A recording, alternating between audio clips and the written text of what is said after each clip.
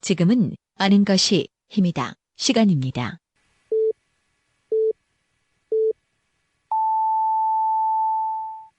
Welcome to the best podcast. Knowledge is power. 하루 7분만 투자하세요. 여러분들도 대전, 충청 지역의 전문가가 될 수 있습니다. 정 PD의 키워드로 풀어보는 뉴스. 아임 정 PD가 매일 하루에 2개씩 우리 지역의 주요 뉴스를 엄선해서 날카로운 시선으로 분석해드립니다. 지금 카카오톡에서 아는 것이 힘이다를 친구 추가하시거나 팟빵이나 유튜브, 페이스북에서 아는 것이 힘이다를 검색해주세요.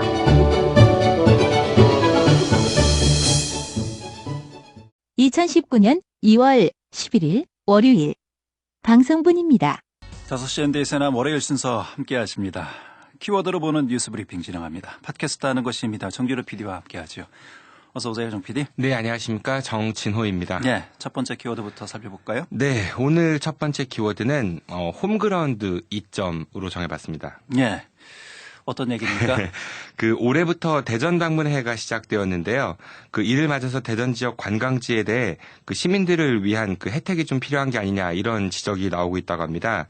상당수의 다른 지역 유명 관광지들은 파격적으로 지역민 요금 할인 정책을 펼치면서 이제 많은 지역민들이 그곳에 이제 찾게 만들어가지고 그 지역의 명소 활성화를 꾀하고 있는 반면에 예. 대전의 주요 관광지 요금은 지역민 할인 제도가 없거나 있어도 좀 낮은 할인 요금에 그치고 있어서 이를 좀 개선해야 되는 거 아니냐 이런 목소리가 있다고 합니다. 예.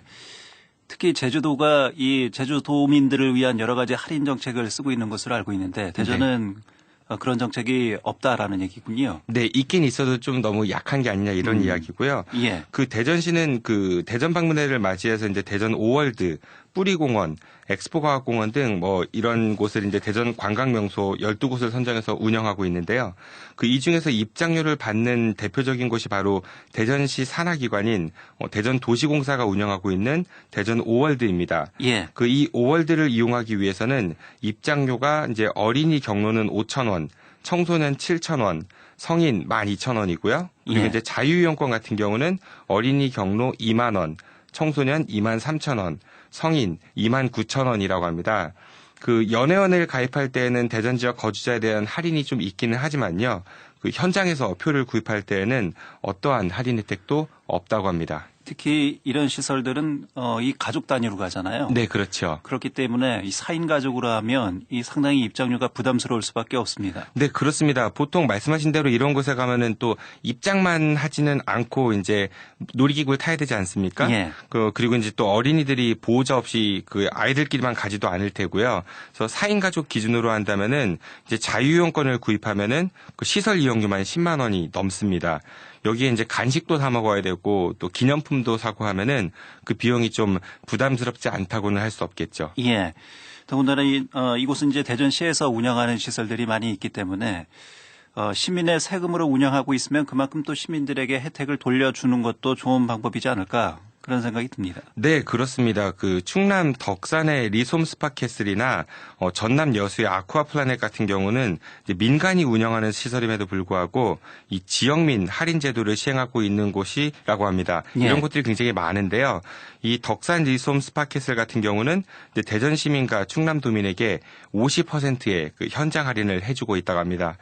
그렇기 때문에 오월드를 비롯해 대전 예술의 전당, 대전 미술관 등 시민의 세금으로 운영되고 있는 공간을 중심으로 대전 시민들을 위한 혜택을 좀 부여해서 이제 많은 시민들이 좀 찾을 수 있도록 하고 또 이를 통해서 이제 타 지역민들을 대전으로 올 수 있게 하는 그런 선순환 구조를 만들어야 한다. 이런 주장이 좀 설득력을 얻고 있는 것 같습니다. 예. 그래서 키워드로 홈그라운드 이점은 전혀 없다 이런 얘기군요. 네, 그렇게 정해봤습니다. 예, 알겠습니다. 두 번째 키워드 살펴보죠. 두 번째 키워드는 공양미 300석으로 정해봤습니다. 심청객입니까? 네. 올림픽 대표팀과 국가대표팀에서 맹활약하고 있는 축구 선수죠. 대전 시티즌 출신의 황인범 선수가 예. 북아메리카 프로축구 리그인 메이저리그 사커의 밴쿠버 화이트캡스로 이적하면서 공식 기자회견을 가졌다고 합니다. 이 자리에서 황희범 선수는 데뷔부터 쭉 뛰어온 이 대전 시티즌에 대한 강한 애정을 보였다고 하는데요. 예. 황 선수는 대전 시티즌은 집과 같은 곳이라면서 언젠가 더 멋진 모습으로 돌아오겠다. 뭐 이런 예. 다짐도 밝혔다고 합니다. 지금 대전 시티즌이 여러 가지 상황상, 어려움을 좀 겪고 있습니다만, 팀도 지금 2부 리그에 있고요. 네. 이렇게 오랜만에 대전 시티즌에서 이 스타 선수가 탄생됐다는 것은 축하할 만한 일입니다. 네. 예. 그리고 또 이렇게 또 대전 시티즌에 대해서 애정을 갖고 있다는 건 시민들로서는 또 반가운 일이고요. 네, 그렇습니다. 예. 이제 큰 무대로 떠나니까 좀 서운한 것도 있긴 하겠지만요. 물론 이제 프로 선수들이 해외 무대로 진출할 때 보통은 이제 원소속팀에 대한 애정을 표시를 합니다. 그게 예. 이게 크게 어색한 일은 아닌데요. 그런데 좀 황인범 선수는 이 자리에서 자신의 이적료 부분을 좀 언급해서 눈길을 끌었다고 합니다. 이적료요? 네, 그렇습니다. 예. 황 선수의 진로에 대해서 유럽 무대로 갈 것이냐 아니면 북아메리카로 갈 것이냐에 대해서는 여러 이야기들이 좀 있었는데요. 결국 이제 MLS 밴쿠버행을 선택한 이유에 대해서 황인범 선수는 자신의 꿈만 생각하고 이기적으로 이제 생각하고 결정할 수도 있었지만은 구단, 그러니까 즉 대전 시티즌의 이적팀 선정 기준도 있었기 때문에 그 기준에 맞출 수 있는 팀을 기다리고 있었다고 말했다고 합니다. 예. 실제로 황 선수 본인은 독일을 비롯한 유럽 무대 진출을 원했었다고 하고요. 또 여러 독일 구단에서 이 황희범 선수 영입을 타진했다고도 했지만은 결국 가장 높은 이적료를 부른 것으로 알려진 이 밴쿠버에 입단하게 된 것이라고 합니다. 예. 당연히 선수로서는 유럽 무대에서 뛰고 싶겠지요. 네. 하지만 구단의 입장에서는 또 이적료라는 여러 가지 이제 현실적인 부분이 있기 때문에 이 부분을 고려하지 않을 수가 없었을 거고요. 네, 그렇습니다. 아무래도 프로 선수는 구단의 자산이기 때문에 돈이 예. 중요한 부분을 차지할 수 있겠지요. 그런데 이제 황 선수는 이 자리에서 이런 말을 했습니다. 자신의 이적료가 좀 제대로 쓰이길 바란다는 입장을 보였는데요. 예. 한 얘기를 좀 보면은 구단 분들은 제가 아직 어려서 모든 부분을 모르고 있다고 생각할 수도 있겠지만은 저는 22년이라는 시간 동안 대전이 어떤 모습을 보여왔는지 알고 있다면서 말씀드리기가 좀 조심스러운 면도 있지만 경영면에서 좀 건강이 부족했다라고 언급했다고 합니다. 예. 그러면서 황 선수는 이번 이적으로 대전 시티즌 역사상 최고의 이적률을 갱신한 것으로 알고 있는데 이게 과연 윈윈이 될 수 있을지 구단이 이 예산을 어떻게 사용할 것인지가 궁금하다면서 그 예산이 대전 시티즌 선수들과 팬들에게 좀 돌아갈 수 있게 만들었으면 좋겠다라고 말했다고 합니다. 자신의 이적료가 제대로 팀을 위해서 좀 쓰였으면 좋겠다. 심척이 마음이군요. 네, 그렇습니다. 예. 시티즌 입장에서는 조금 뜨끔할 수도 있을 것 같은데요. 현재 이제 지난 세월 동안의 대전 시티즌 모습을 보면은 좀 많은 측면에서 안타까운 부분들이 있었지요. 예. 이번 주 금요일에 출국하는 황인범 선수가 나중에 멋진 모습으로 대전 시티즌에 돌아와서 뛰는 모습을 좀 기대해 보도록 하겠습니다. 예. 키워드를 보는 뉴스 브리핑 팟캐스트 하는 것입니다. 정진우 PD와 함께했습니다. 정 PD 수고했습니다. 고맙습니다. 2019년 2월 12일 화요일 방송분입니다. 5시 대세남 화요일 순서 함께 하십니다. 키워드를 보는 뉴스 브리핑 진행합니다. 팟캐스트 하는 것입니다. 정진우 PD와 함께하죠. 정 PD 어서 오세요. 네, 안녕하십니까. 정진호입니다. 예. 첫 번째 키워드는요? 네, 오늘 첫 번째 키워드는 노벨의 꿈으로 정해봤습니다. 예. 국가적 수건이지요. 네, 대전시 교육청이 창의 융합적인 과학 교육을 통해 미래에 이제 노벨 과학상을 수상할 그런 노벨 꿈나무를 키우기 위한 2019 노벨 영재교육 추진 계획을 발표했다고 합니다. 예. 대전시 교육청은 즐기며 체험하고 또 탐구해라라는 주제를 가지고 체험과 탐구 등의 활동 중심의 그런 교육을 통해 4차 산업혁명을 이끌어갈 창의 융합적 인재 육성을 위해 이번 사업을 진행한다고 합니다. 예. 노벨상 각 분야에서 활동하는 연구자들이나 활동가들에게 있어서는 아주 꿈과 같은 최고의 목표 중에 하나이죠. 물론 네. 김대중 전 대통령이 노벨 평화상 유일한 수상자이긴 합니다만 문학이나 또는 이 과학 분야에서의 노벨상은 아직까지 없는 것이 현실이고요. 네, 우리 주변 일본이나 중국만 하더라도 많은 수상자들을 배출하는데 우리나라는 아직 좀 없지요. 네. 예. 그래서 이제 현재 대전에서는 교육청 차원에서 지원하고 있는 영재학급도 있고요. 그리고 또 각 단위 학교에서 이제 수익자 부담, 그러니까 이제 학생들이 자부담하면서 들어가는 그런 영재학급도 있다고 합니다. 그 대전시 교육청은 이번 사업은 그 카이스트 글로벌 영재교육원의 그 학급수를 작년에 14개 학급에서 올해 17개 학급으로 그 새 학급 증설한다고 하고요. 그리고 교육비도 전액 지원할 예정이라고 합니다. 예. 또한 이제 동부 지역의 초등학교 5학년부터 중학교 1학년 학생들을 대상으로 한 그런 공동 영재 학급도 4개 새로 신설할 예정이라고 합니다. 그리고 이제 노벨 과학 동아리 120개 팀을 선정해서 각 팀당 또 연간 200만 원씩 지원도 할 예정이라고 합니다. 예. 어쨌든 교육에 이렇게 투자하는 것은 뭐 반가운 소식이지요.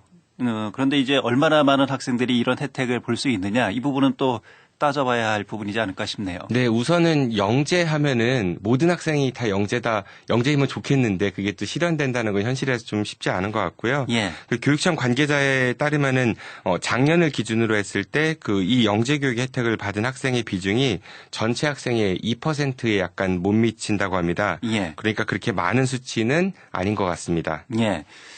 영재의 기준도 좀 모호하잖아요. 네, 그렇죠. 공부 잘하는 학생이 꼭 영재는 아니잖아요. 그런데 현실에서는 또 공부 잘하는 학생이 곧 영재다라는 인식을 많이 그렇죠. 또 갖고 있는 것 같습니다. 예. 그래서 여기에 들어가려고 하는 경쟁이 아무래도 좀 치열할 수밖에 없을 것 같은데요. 예. 그 영재하면은 아까 말씀드린 대로 입시 경쟁 체제에서 뭐 말은 우리가 창의적 교육, 인성 교육의 중요성을 이야기하고는 있지만은 현실에서는 이제 공부 잘하는 학생 뭐 그래서 영재고등학교가 현재 있는데 여기도 가장 진학하기 어려운 그런 특목고의 지위에 있기도 하지 않습니까? 전교 1, 2등 학생이 가는 곳 뭐 이렇게 돼 있잖아요. 네, 그렇습니다. 예. 그런데 이런 교육을요, 그 초등학생 때 잠깐 하다가 이제 중고등학생이 되면은 이제 아무래도 대학 입시 교육으로 공부를 전환하게 되고요. 그럼 결국은 그 본래 취지인 그 창의적 과학 영재 양성과는 좀 거리가 있게 되지 않겠습니까? 예. 그저 뭐 자소서 같은데 그 하나 채워질 그런 스펙으로 이제 될 수도 있을 것 같고요. 그러니까 이런 프로그램을 운영하는 것 못지않게 그 이게 이제 입시 위주의 교육 현장에서 그 본래 취지인 그 창의적 과학 영재 발굴 및 육성으로 실제로 이어지고 있는가에 대해서 좀 보다 면밀한 그런 추적 관찰이 필요하지 않나 싶습니다. 예. 즉 이제 프로그램 자체가 나쁘다라는 게 아니라 그 프로그램이 기대하는 효과가 제대로 나오고 있는지에 대해서 그런 연구가 좀 중요하지 않나 싶습니다. 예. 우리 사회에서 영재 교육의 개념 정리부터 좀 명확하게 했으면 하는 그런 생각도 듭니다. 네, 맞습니다. 예. 그 우리가 이제 진정한 창의 교육이라고 하면은 그 프로그램 운영 이런 것도 굉장히 중요하겠지만요. 예. 현실에서의 교육 환경 이런 것들이 보다 중요하지 않을까 싶습니다. 예. 성적이 우선시되는 교육은 영재 교육이 아니죠. 네, 그렇게 저도 생각하고 있습니다. 예. 두 번째 키워드입니다.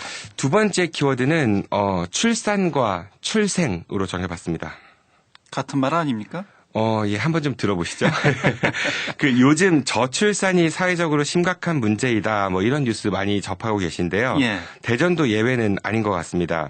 그 이를 위해서 대전시와 각 자치구는 출산 장려를 위해 보육시설 확충과 그다음에 지원금 제공 등 이제 각종 출산 장려 정책을 펼치고는 있는데 예. 이게 실질적으로 피부에 와닿지 않는다. 뭐 이런 지적이 이어지고 있다고 합니다. 워낙 뭐 이 국가적 문제이기 때문에요. 국가 차원에서 또 각 지방정부 차원에서도 이와 관련해서 여러 가지 정책들이 지금 쏟아져 나오는 것 같습니다. 네네. 하지만은 이 혜택을 보는 사람들의 입장에서는 별로 그렇게 큰 도움이 되지 않는다.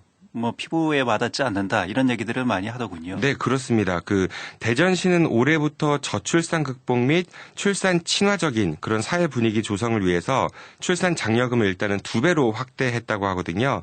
그리고 이제 그동안 일부 지자체에서만 지급됐던 출산 장려금을 일괄적으로 지급하기 위해서 76억 9천만 원의 재원도 마련했다고 합니다. 그래서 이제 첫째 아이를 낳는 가정에는 출산 장려금 30만 원이 이제 올해부터 지급된다고 합니다. 예. 그리고 이제 동구는 축하엽서 발송 및 저소득층 출산 가정에 한 해 이제 출산 지원금을 지원하고 있다고 하고요. 서구는 유축기를 무료로 이제 대여해주고 있다고 하고, 유성구는 출생 신고 시 축하 선물을, 그리고 대덕구는 임산부 영양제 지원 등 뭐 이런 건강 관리에 관한 특화 사업을 추진하고 있다고 합니다. 예. 이런데 대부분의 재정적 또 물질적 지원이 과연 출산으로 연결될 수 있느냐. 이런 부분은 좀 다시 한번 생각을 해봐야 된다. 좀 회의적인 시각도 있고요. 네, 그렇습니다. 예. 물론 안 하는 것보다는 낫겠지만은 그 솔직히 이제 30만 원 받고 뭐 축하 선물 받고 유축기를 네, 무료로 대여받기 때문에 아이를 낳아야지 이렇게 생각하는 사람들은 없을 것 같거든요. 예. 그렇다면 왜 아이 낳는 부모의 수가 급감을 하는지 그 근본 원인에 대해서 좀 생각해 볼 필요가 있을 것 같은데요. 물론 여러 이유가 있겠지만은 그 중에서도 아마 돈 문제가 가장 크지 않을까 싶습니다. 예. 조금 더 이제 범위를 좁혀보면은 목돈이 들어갈 수 없는 집, 그리고 이제 아이를 키우면서 들어가는 교육비 부담, 이런 것들 때문에 아이 낳기가 좀 두려운 게 아닌가 싶은데요. 예. 말씀하셨듯이 이제 주거, 양육, 아까 앞서서 짚어봤던 교육의 문제, 이런 문제들이 종합적으로 해결되지 않으면 이 출산율은 뭐 기대하기 어렵지 않을까. 그런 부분들에 대한 전문가들의 분석들이 많이 나오고 있잖아요. 네, 그렇습니다. 예. 지자체가 그래서 이제 좀 공공형 장기 임대주택 이런 것들을 좀 확대해서 보다 좀 안정적인 주거 환경을 제공해 준다면은 뭐 이렇게 몇십만 원 찔끔찔끔 주는 그런 생색내기 사업보다는 훨씬 도움이 되지 않을까 싶은데요. 이 말은 그 집을 막 지어가지고 무상으로 이렇게 줘라 뭐 이런 이야기는 아니고요. 전에도 한번 그 미분양 주택 관련했을 때 말씀드렸던 것 같은데요. 그 미분양 아파트들을 지자체가 장기로 이제 임차한 다음에 이를 다시 이제 청년층이나 젊은 부부들에게 저리로 임대해주는 방식을 취한다면은 결국은 이거는 이자 비용밖에 들지 않기 때문에 뭐 새로 주택 건설을 해야 하는 대규모 그런 예산 부담에서 좀 자유로울 수 있지 않을까 그런 생각이 듭니다. 그 출산이라고 하면은 아이를 생산해낸다 뭐 이런 의미가 포함될 수 있지 않겠습니까? 예. 그 출산 장려금, 출산 장려 정책 뭐 이렇게 하면은 마치 무슨 이제 생산을 늘리기 위한 수단처럼 들려서 아하. 저는 좀 개인적으로 용어 자체에 좀 문제가 있지 않을까 그런 생각이 들고요. 예. 그 용돈 30만 원이나 아니면 축하 선물은 지인들에게 좀 맡기시고요. 그 새롭게 축복받으면서 태어날 아이를 그 출산이 아닌 그런 출생이라는 시각으로 좀 보면서 그 이들의 태어남이 부모의 고통이 아니라 이제 우리 사회의 축복이 될 수 있는 그런 기본적인 환경 조성을 위한 정책들이 마련되는 게 우선이지 않을까 싶습니다. 그런 의미에서 출산과 출생을 구분을 했군요. 예, 그래서 앞으로 그 아나운서께서도 출산 정책보다는 출생이라는 말씀을 쓰시는 게 더 좋지 않을까 그렇게 권해봅니다. 알겠습니다. 자, 키워드로 보는 뉴스 브리핑 팟캐스트 아는 것이입니다. 정진호 PD와 함께했습니다. 수고하셨습니다. 고맙습니다. 2019년 2월 13일 수요일 방송분입니다. 5시 현대세남 수요일 순서 함께 하십니다. 키워드로 보는 뉴스 브리핑 진행하죠. 팟캐스트 하는 것이입니다. 정진호 PD와 함께합니다. 어서 오세요, 정 PD. 네, 안녕하십니까. 정진호입니다. 예, 오늘 첫 번째 키워드는요? 네, 오늘 첫 번째 키워드는 화중지병으로 정해봤습니다. 예, 어떤 얘기죠? 그 전국에서 가장 아파트 열기가 뜨거운 곳 중 하나인 그 세종시에 입주자 미달 사태가 되풀이되는 그런 아파트가 있다고 합니다. 예. 바로 LH의 임대 아파트인데요. 최근 청약이 마감된 그 세종시 다정동의 국민임대주택이 전체 1,538가구 중 절반가량인 745가구가 미분양되었다고 합니다. 예. 세종시는 전국적으로 부동산 시장에서 인기 있는 지역이잖아요. 네, 그렇죠. 그리고 다정동이면 이 세종시 내에서도 뭐 교통이나 상권이 좋은 곳으로 알고 있는데 글쎄 왜 미달이 됐을까요? 네, 그래서 일단은 그 미분양 사태를 좀 해결하려고요. 예. 그래서 이제 청약 신청 지역을 이 세종을 넘어서 이제 대전과 공주 지역까지 좀 넓혀봤지만은 이게 좀 소용이 없었다고 합니다.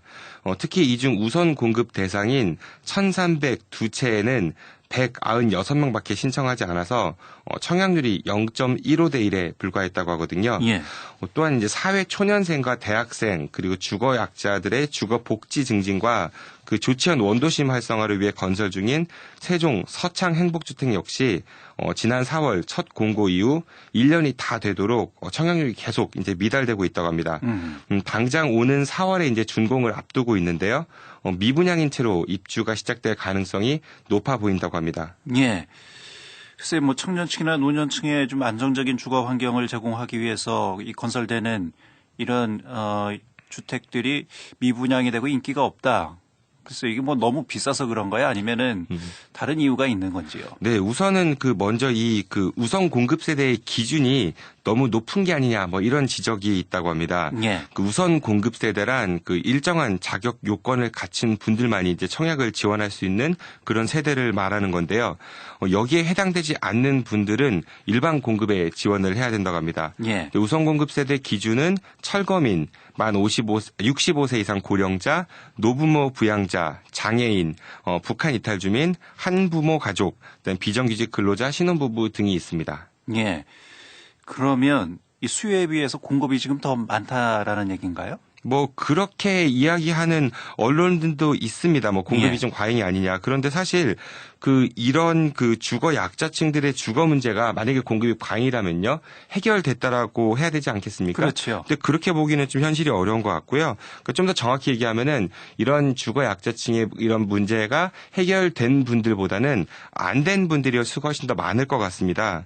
그리고 또 이제 일각에서는 임대주택에 이제 들어가고 싶어도 아까 말씀하신 대로 이들이 감당해야 될 임차료가 너무 비싸서 뭐 이런 청약의 지원조차도 못하는 게 아니냐 뭐 이런 지적이 있다고 합니다. 예. 실제로 다정동 국민 임대주택의 임대 조건은 46제곱미터 아파트 기준에서 보증금을 이제 최대 5,830만 원을 내면요 월 임차료가 10만 3천 원 정도 부담이 된다고 하고요. 보증금은 이제 최저로 830만 원 정도를 내면은 월 임차료는 31만 9천 원 수준이라고 합니다. 하지만 이제 우리가 보통 주변의 생활 정보지를 통해서 간접적으로 알 수 있는 주거 빈곤층들이 주로 이제 부담하는 주거비 수준은요. 보증금 100만 원에서 300만 원 사이 그리고 월 임차료가 20만 원 정도가 가장 많다고 하니까 예. 이들에게 국민임대주택은 그저 이제 화중지병, 그러니까 다시 말하면은 그림의 떡이 아닌가 뭐 이렇게 생각해 볼 수 있을 것 같습니다. 예. 일각에서 이제 경제성을 또 이야기하거든요. 근데 경제성을 만약에 생각한다면은 이런 주택은 애초에 지을 필요가 없었겠죠. 그렇죠. 그러니까 정부가 왜 이런 주택을 짓는가에 대해서 좀 출발점부터 다시 한번 좀 생각해 봤으면 좋겠습니다. 예.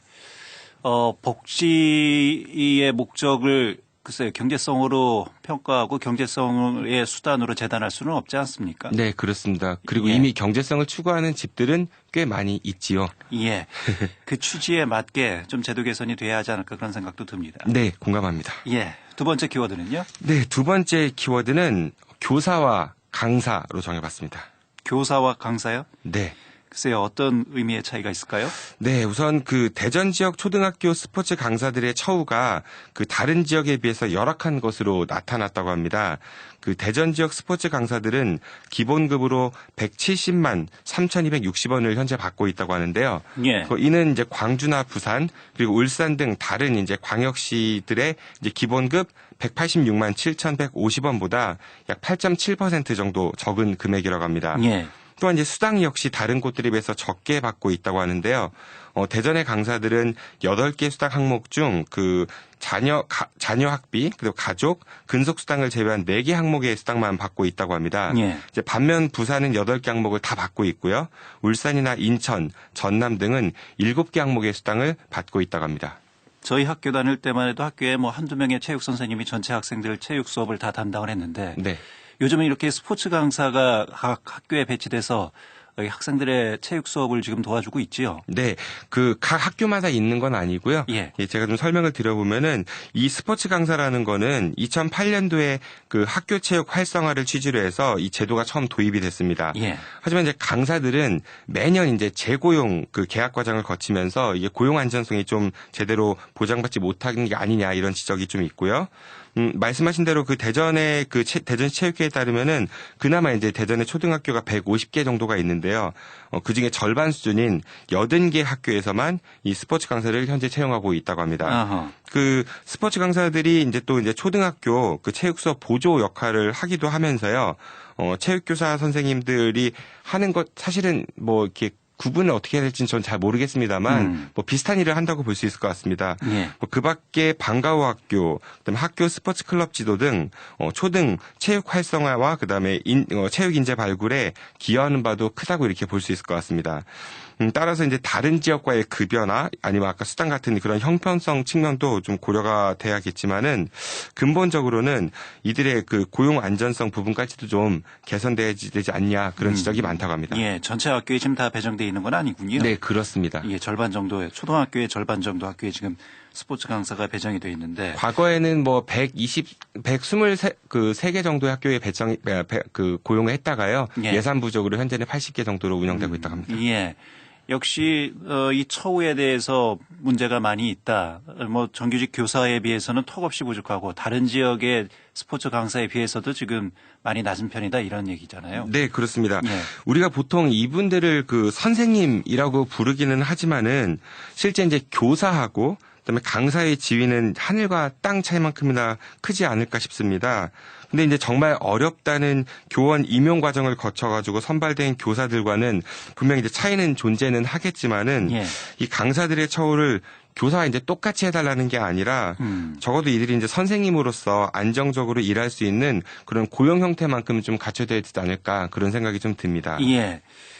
뭐 비단 이 스포츠 강사뿐만 아니라 대학에서의 시간 강사 이분들의 처우도 지금 많은 논란이 되고 있고 그에 따른 여러 가지 또 문제가 이 사회적 문제화되기도 하지 않았습니까? 네, 그렇습니다. 예. 그 대학에서도 좀 불리기는 다 같이 교수님이라고 이제 불리지만은 정식으로 임용된 교수와 그다음에 시간 강사는 비슷한 일을 하면서도 받는 처우가 정말 하늘과 땅 차이죠. 예. 그 말씀드렸던 바와 같이 물론 이제 임용이나 채용 과정에서는 물론 큰 차이가 있겠지만은 정작 비슷한 일을 하고 있는데 그 처우에 있어가지고 많은 격차가 있다면은 이 문제를 좀 어떻게 해결해 나갈 것인가에 대해서 우리 사회가 이제 좀 진지하게 고민해봐야 되지 않을까 싶습니다. 많은 분야에서 우리 사회가 양극화에 접어들었다 이런 얘기를 많이 합니다만 이렇게 같은 직업 내에서도 양극화 심화는 우리 사회의 큰 병폐 중에 좀 하나이지 않을까 싶습니다. 이제는 좀 고민을 하고 서로 맞대면서 이 문제에 예. 대해서 좀 해결의 방안을 찾아야 될 것 같습니다. 키워드로 보는 뉴스 브리핑 지금까지 팟캐스트 하는 것입니다. 정진호 PD였습니다. 수고했습니다. 고맙습니다. 2019년 2월 14일 목요일 방송분입니다.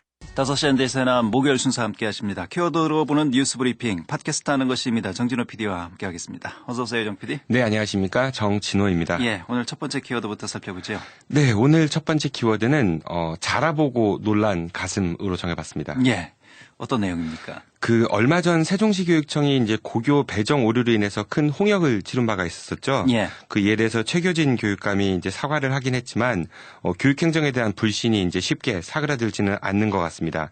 그 이와 관련해서 이제 또 고교 재배정에 불만이 있는 일부 학부모들이 청구했던 그 고교 배정 집행정지 가처분 신청이 며칠 전 이제 법원으로부터 기각된 바도 있었습니다.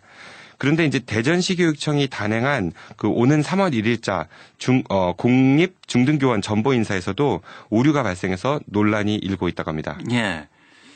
저 선생님들 정근 근무 배정에도 또 문제가 있었다라는 얘기잖아요. 네, 그렇습니다. 그 전교조 대전지부에 따르면은 그 일부 교사들이 교육청 홈페이지에 게시된 그 전보 예정자 현황에 따라 가지고 예. 자리가 있는 그 학교에 전보 내신 그러니까 이제 전근 신청을 냈음에도 불구하고 이게 이제 다른 학교로 전보 조치가 되었고 또 원래 이제 당초에 자리가 있었던 학교에는 아무도 배치되지 않는 그런 일이 벌어졌다고 합니다.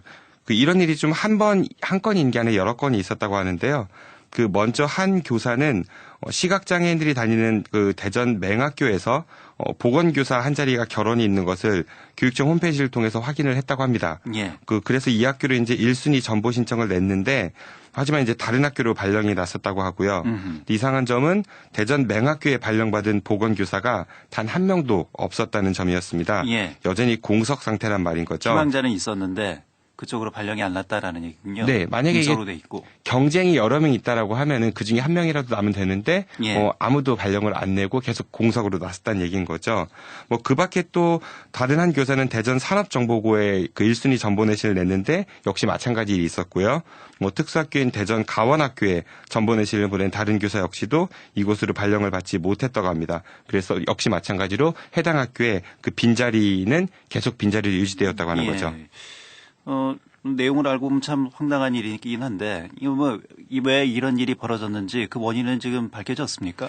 네, 그래서 이 문제를 제기한 그 전교조 대전지부에서 그 이번 인사 오류에 대한 구체적인 사유와 그 정정 발령도 냈다고 하는데요. 그 근거를 좀 제시해 줄 것을 요구하는 그런 질의서를 보냈다고 하는데 대전시 교육청은 이에 대해서 이제 공문회신을 거부한 상태라고 합니다. 예. 대신에 이제 이러한 문제가 제기되니까 대전시 교육청은 정정 발령을 안내하는 공문을 보냈고 그리고 또 애초에 전보 내신 신청을 한 교사들의 희망대로 정정 발령을 다시 내렸다고 합니다.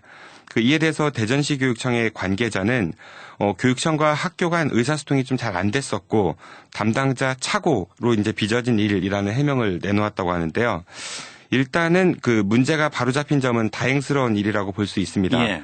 하지만 이런 일이 반복되지 않기 위해서는 그 원인이 어디에 있는지에 대해서 좀 철저하게 조사하고 또 분석을 해봐야 되는데 예. 이게 이제 단순 실수였다고만 하는 대전시 교육청의 해명은 좀 어딘가 많이 부족해 보이지 않나 그렇게 생각이 듭니다. 예. 그 인사는 굉장히 중요한 문제이지 않겠습니까? 그렇죠.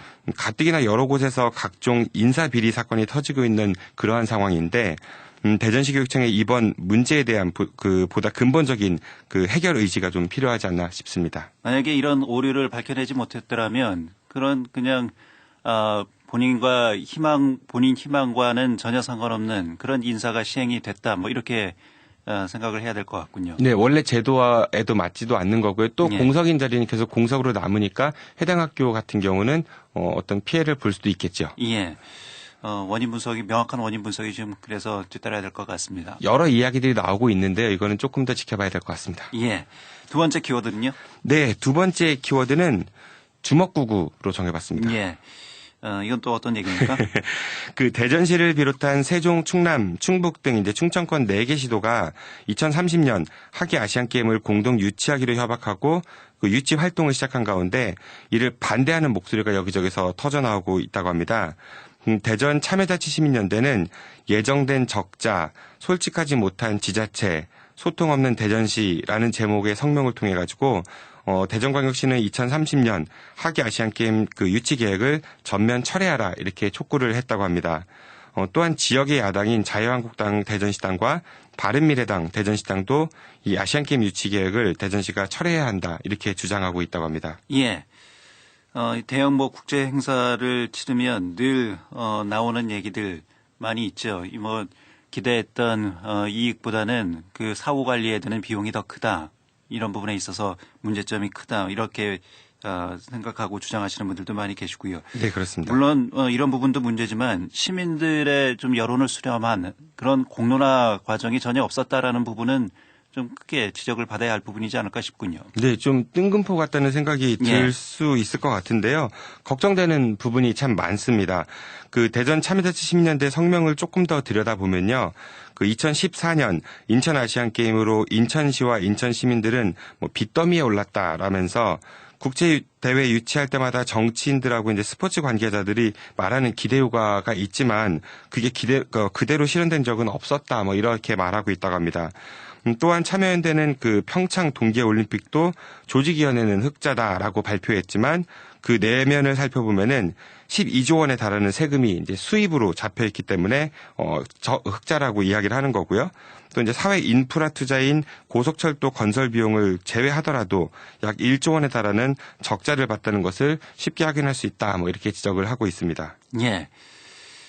어쨌든 이제 이렇게 치르고 나면 나중에 그런 시설들을 활용을 못해서 감당하기 어려워지는 그런 경우들을 많이 봐오지 않았습니까? 네, 그렇죠. 예. 지금 평창올림픽 이후에 그 시설을 활용하지 못해서 여러 가지 적자가 지금 눈덩이처럼 불어나고 있다. 이런 보도도 계속 나오고 있고요. 예, 유지 관리비 같은 경우도 굉장히 많이 소요되고 있고요. 예. 그러니까 보통 얘기할 때 이렇게 국제 행사를 하면은 뭘 새로 지어야 되니까 건설 경기가 부양돼서 당장은 좀 좋아 보이는 측면이 있어 보이긴 하지만 결국은 아나운서께서 말씀하신 대로 그 뒤에 벌어질 일들이 이제 굉장히 좀 안 좋은 결과들을 예상할 수 있는 거죠. 예. 그리고 또 이게 그 시민들의 공론을 모으는 과정도 없었습니다. 또 이제 치밀한 사전 조사하고 계산도 별로 보이지 않고요. 그저 이제 상징성만 가지고 밀어붙이는 게 좀 문제가 아니냐 이런 지적들이 많습니다. 그 대전시에 따르면 이 아시안 게임을 치르기 위해 그 4개 시도가 총 1조 2천억 원 정도, 그러니까 이제 각 시도당 약 3천억 원 가량만 부담하면 된다 뭐 이렇게 이야기를 하고 있는데요. 예. 참여연대 측에서 이제 그 근거를 좀 물어보니까 이거는 인천 아시안 게임 자료를 참고한 거고 아직 세부적인 자료는 없다 뭐 이런 답변을 대전시로부터 들었다고 합니다. 예. 이런 종합 스포츠 대회의 상징은 바로 개폐회식 아니겠습니까? 그렇죠. 그렇다면 주경기장은 어디에 지을 건지, 또 개폐회식은 어디에서 할 건지, 뭐 인기 종목하고 비인기 종목에 따른 경기장 건설, 경기 배정은 또 어떻게 할 건지, 이게 딱 봐도 그렇게 간단한 문제는 아닌 것 같습니다. 예, 현실적으로 들어가면 이 뭐 세부적으로 조정해야 될 부분이 만만치가 않죠. 네. 예, 서로 또 각 도시 간의 이해관계가 엇갈리는 문제이기 때문에요. 돈은 최대한 덜 쓰려고 할 것이고 그렇다고 또 비인기 종목 몇 종목만 유치하려고 하는 시도는 아마 없지 않을까 그런 생각이 들거든요. 예. 네. 자치단체에서 왜 이런 여러 가지 우려의 목소리가 있음에도 불구하고 이런 대형 국제 행사를 치르려 하는지 그 부분은 어떻게 봐야 될까요? 아무래도 그 정치권에서는 이게 그 자치단체장들이 정치인이다 보니까 뭔가 이슈를 좀 만들어 갖고 지역사회에 그 뭐 메시지를 던진다? 아니면 그런 측면이 좀 강하지 않을까 그런 정치적 생각이. 이유가 더 크다. 예, 그런 생각이 좀 드는데요. 이게 정말 우리 지역의 그 대전을 포함한 충청권에 해결해야 될 문제들이 산적해 있지 않습니까? 예. 근데 이게 그 겉보기만 화려한 행사에 치중하면은 좀 아무래도 시민의 삶의 만족도하고는 분명히 좀 떨어져 있는 것 같고요. 그래서 이런 큰 사업을 벌이기에 앞서서 단체장들이 그토록 자신들이 이제 외쳤던 뭐 시민이 주인이다 이런 말에 맞게 주인들에게 먼저 의견을 좀 물어보고 의견도 좀 들어보고 신중하게 자료조사도 좀 해보고 그랬으면 좋겠습니다. 그리고 이제 지방정부에서는 모든 사업의 근본 목적이 그 화려한 외형적 상징이 아니라 예. 시민들의 행복한 삶에 있었으면 좋겠습니다. 예, 키워드 보는 뉴스 브리핑 팟캐스트 하는 것입니다. 정진호 PD였습니다. 정 PD 수고했습니다. 고맙습니다. 2019년 2월 15일 금요일 방송분입니다. 네, 5시엔 대세남. 금요일 순서는 이 정치 토크가 오늘 이어집니다. 자유한국당 대전 대덕구 정영기 의원 잠시 후에 모시고 자유한국당 당내 현재 상황과 또 지역 현안에 대해서 좀 얘기를 나눠보도록 하겠습니다. 방송 내용과 관련해서 의견 있으신 분들도 참여하실 수가 있습니다. 단문 50원, 장문 100원의 유료 문자 샵 2309로 의견을 보내주시면 됩니다. 그리고 페이스북과 카카오톡 플러스 친구 5시엔 대선함에서도 참여 가능합니다. 의견 남겨주신 분들 중 3분을 선정해서 소정의 모바일 상품권을 보내드립니다. 그리고 오늘은 페이스북 라이브를 통해서 보이는 라디오 진행됩니다. 페이스북에서 대세남을 검색해서 들어오시면 보이는 라디오 함께 하실 수가 있습니다. 키워드로 보는 뉴스 브리핑 진행하겠습니다. 팟캐스트 하는 것입니다. 정진호 PD와 함께합니다. 어서 오세요, 정 PD. 네, 안녕하십니까. 정진호입니다. 예, 첫 번째 키워드는요? 네, 오늘 첫 번째 키워드는 네버엔딩 스토리로 정해봤습니다. 뭐 끝없는 얘기, 뭐 어떤 얘기입니까? 네, 좀 속상하고 답답한데요. 예. 그 어제와 오늘 많은 분들께서 이 뉴스 접하시면서 많이 놀라기도 또 많이 허탈하기도 하셨을 거라는 생각이 듭니다. 바로 이제 어제 오전 대전 유성구 외삼동에서 벌어진 방위산업체 하나의 그 대전 사업장에서 그 노동자 사망 사건이 있었죠. 예. 로켓 추진 기관을 생산하는 공정을 준비하는 과정에서 이 추진체를 분리하다가 폭발이 발생해서 20대 노동자 2명 그리고 30대 노동자 1명이 안타깝게도 목숨을 잃었다고 합니다. 예. 이 지난해 5월에도 이곳에서 폭발 사고가 있었잖아요. 네, 그렇죠. 당시에도 5명의 안타까운 이 젊은이들이 목숨을 잃었는데 똑같은 곳에서 또 9개월 만에 이런 사고가 일어났다는 건 더군다나 이 한화는 재계 8위의 대기업 아닙니까? 네, 그렇습니다. 예. 이러한 산업재해가 뭐 서울 구의역 그 스크린도어 점검 당시 이제 김군 사례도 있었었고 굉장히 많습니다. 말씀하신 대로 작년 5월에도 비슷한 과정에서 폭발 사고가 나서 그 5분이 이제 목숨을 잃었었고요. 근데 이제 불과 9개월 만에 이런 대형 인명사고가 같은 곳에서 벌어졌다라는 게 아무리 이해를 해보려고 해도 도저히 좀 납득이 잘 가지 않는 것 같습니다. 예. CJ 대한통운 대전 물류센터에서도 몇 달 전에 이 인명사고가 있었고요. 네, 계속해서 예, 이런 노동자들의 목숨을 앗아가는 이런 사고들이 지역 내에서도 빈번하게 발생을 하고 있습니다. 네, 맞습니다. 그 말씀하신 CJ 같은 경우도 연속으로 그런 사건들이 일어났었죠. 네. 그럼 이게 왜 그런가에 대해서 이제는 정말로 좀 진지하고도 냉정하게 그리고 엄격하게 조사하고 문제점을 확인해서 다시는 이런 일이 좀 발생하지 않도록 확실한 재발 방지책을 마련하는 것이 아니라 그 시행을 해야 하지 않을까 이렇게 생각이 듭니다. 예. 그 2017년 기준 산업재해로 목숨을 잃은 노동자 수는 1,957명입니다. 그리고 부상자 수가 89,848명이라고 합니다. 다시 말해서 작업일 기준으로 하면요. 하루 평균 7.5명 정도가 그 매일 산업 현장에서 목숨을 잃고 있고요. 그리고 또 약 345명가량의 노동자들이 일터에서 다치고 있다는 게 안타깝게도 오늘날 대한민국의 현실입니다. 예. 일단은 대전지방고용노동청이 한화 대전 사업장에 대해서 이 작업 중지 명령을 내린 상태지요. 네, 그렇습니다. 그 대전지방고용노동청은 그 현장에 조사관 10명을 파견해서 그 사고 원인을 조사하고 있다고 하는데요. 하지만 그 백날 조사하고 또 뭐 특별 조사하고 감독하고 이렇게 하면 뭐 합니까? 뭐 예. 이런 일이 한두 번도 아니고 끊임없이 반복되고 있는데 말이죠. 이게 무슨 사후 약반문처럼 사고 이후에 무슨 감독, 무슨 조사 이런 게 능사는 아니지 않나 싶습니다. 예. 이거 뭐 관련해서 이 기업살인법을 도입해야 된다 이런 주장도 있습니다. 그러니까 이런 대기업들이 어떤 이런 인명사고가 났을 때 무한 책임을 좀 물어야 되는 것이 아니냐 이런 차원의 지금 대안들이 제기가 되고 있는 것 같아요. 네, 그렇습니다. 말씀하신 대로 그 영국은 2007년 기업 과실치사 및 살인법, 이른바 이제 기업살인법이라고 불리는데 이걸 제정했는데요. 이 법은 기업 등이 이제 그 주의 의무를 위반해서 노동자가 숨지게 되면은 이를 범죄로 규정하고 상한이 없는 벌금을 부과할 수 있게 그렇게 법을 만들었다고 합니다. 예. 양형 기준은 최소 50만 파운드, 그러니까 우리 돈으로 약 8억 원 정도라고 하고요. 그 이 법이 시행된 그 2008년 이후에 놀랍게도 영국의 산재 사망률은 절반 가까이나 줄었다고 합니다. 그 기업이 자신들을 돈 벌게 해주는 노동자들의 안전에 대해서 이처럼 좀 무책임하고 위험한 일은 또 외주화하고 이러는 이유가 뭐겠습니까? 그 다 이윤 극대화, 뭐 좀 더 쉽게 말하면 돈 좀 더 많이 벌려고 그러는 거 아니겠습니까? 예.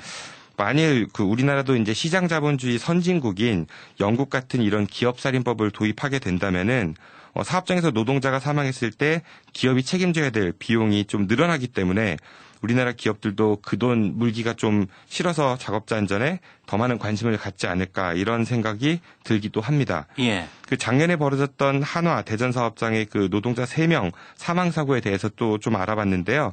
제가 이제 오늘 대전지방고용노동청에 확인을 해본 결과 그 9개월 전에 있었던 사고 있지 않습니까? 예. 9개월이 지난 시점에도 불구하고 아직도 조사와 수사가 안 끝났기 때문에 내린 처벌이 현재로서는 없다고 합니다.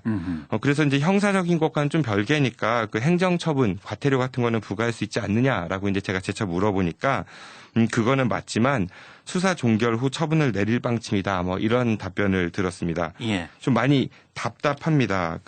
참고로 그래서 이제 아직 결과가 안 나왔다고 했으니까요. 이와 유사한 사례를 좀 찾아봤는데요.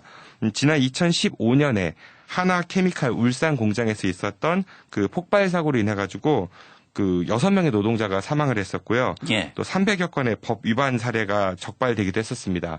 이와 관련해서 울산지검이 13명을 기소했지만 그 당시 이제 하나케미칼 공장장은 집행유예로 풀려났었고요. 실형 선고를 받았던 하급 책임자 2명 역시 2심에서 집행유예로 풀려났다고 합니다. 그리고 하나케미칼은 벌금 1,500만 원만 받았다고 합니다. 예. 이런 사고 이후에 머리 숙여서 다시는 이런 사고가 재발하지 않겠다 이렇게 사과하면 뭐합니까? 그걸로 끝나면 이런 사고는 계속해서 반복해서 일어날 수밖에 없는 건 아니겠습니까? 그런 사례를 우리는 지금까지 계속 끊임없이 보고 있다는 것이 정말로 답답하고 안타까운 것 같습니다. 예. 두 번째 키워드 살펴보죠. 네, 두 번째 키워드는 훌륭한 재테크라고 정해봤습니다. 예.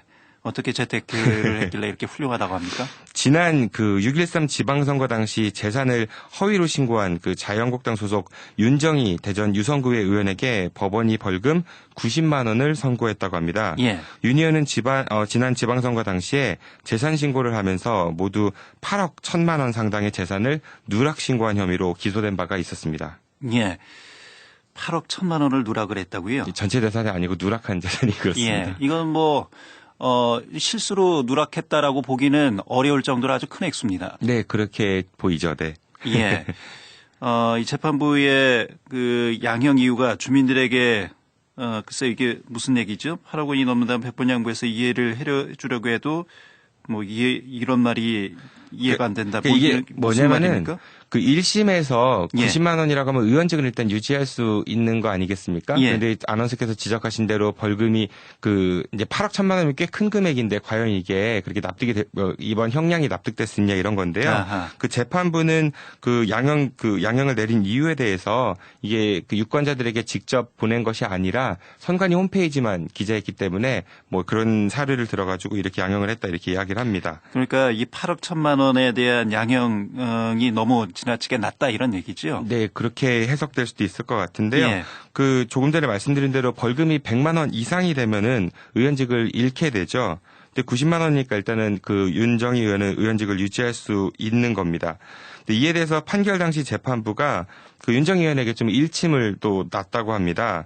그 대전지법 제11 형사부 재판장인 정정미 부장판사는 판결을 듣기 위해서 이제 피고인석의 그 선 윤 의원에게 선고에 앞서가지고 공직자가 되기 위해서 가장 중요한 덕목은 무엇입니까?라고 물었다고 합니다. 예. 그 이에 대해서 윤 의원이 뭐라고 답했을 것 같으신가요? 글쎄요, 뭐 언론적인 답이겠죠. 뭐 도덕성 네. 이런 부분이 아닐까 싶습니다. 맞습니다. 그 예. 윤리의식이라고 대답을 했다고 합니다. 근데 글쎄요. 예. 이 재판장이 그 공판 과정에서 일단 윤 의원은 그 남편이 정확히 이제 재산을 알려주지 않아서 제대로 신고하지 못했다라고 윤 의원의 진술을 그 변명의 사유라고 보기 힘들다면서 이 주장은 받아들이지 않았다고 합니다. 예. 그리고 이제 선고를 내리면서 재산 누락 액수가 굉장히 크나 이제 공직선거법으로 과거 처벌 전력이 없다는 점, 그리고 피고인이 비례대표자로서 이제 국민들에게 개별적으로 발송되는 선거 책자의 허위 사실을 공표한 것이 아닌 점, 그 선거의 결과에 영향을 미치지 않은 점을 종합해서 양형을 이렇게 정했다라고 이야기를 했다고 합니다. 예. 참고로 그 어린이집 원장 출신인 윤정희 의원은 지난 지방선거 때 유성구 민간 어린이집 연합회 전 원장 경력 등으로 이제 자유한국당 유성구 비례대표 1번으로 공천을 받았다고 합니다. 하지만 유성구 그 민간 어린이집 연합회는 기자회견 등을 통해 가지고 윤 후보가 그 허위 경력과 학력으로 유성구 연합회 회장에 선출이 됐었고요. 또 이 경력으로 유성구청과 대전시청으로부터 각각 보육 유공자 포상을 받았기 때문에 이 공천이 철회돼야 된다. 뭐 이렇게 요구했던 바도 있었다고 합니다.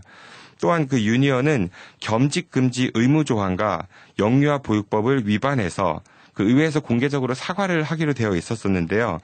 자신의 공개사가 안건이 그 1번으로 올려졌다 뭐 그런 이유로 해서 공개사고를 거부했습니다. 그래서 또 논란을 일으켜 봐도 있었던 그런 인물이기도 합니다. 예. 키워드를 보는 뉴스 브리핑이었습니다. 팟캐스트 하는 것입니다. 정진호 PD와 함께했습니다. 정 PD 수고했습니다. 고맙습니다.